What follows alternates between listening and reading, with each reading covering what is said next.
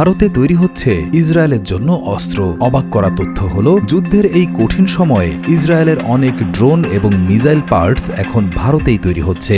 আগে ভারত শুধু ইসরায়েল থেকে অস্ত্র কিনত, কিন্তু এখন ভারতের কারখানায় ইসরায়েলি প্রযুক্তিতে অস্ত্র তৈরি হয়ে সরাসরি তাদের দেশে চলে যাচ্ছে।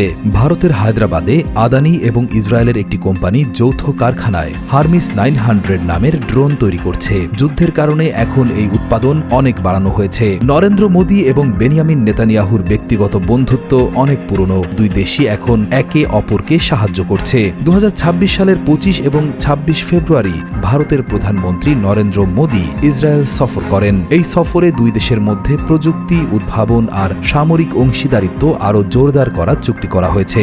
মোদী ইরান আক্রমণের 2 দিন আগে ইসরায়েলে গিয়েছিলেন এবং তাদের মধ্যে নিয়মিত ফোনে কথা হয়। ভারত সরাসরি মানবিক সাহায্য এবং প্রয়োজনীয় সরঞ্জাম পাঠিয়ে ইসরায়েলের পাশে দাঁড়িয়েছে।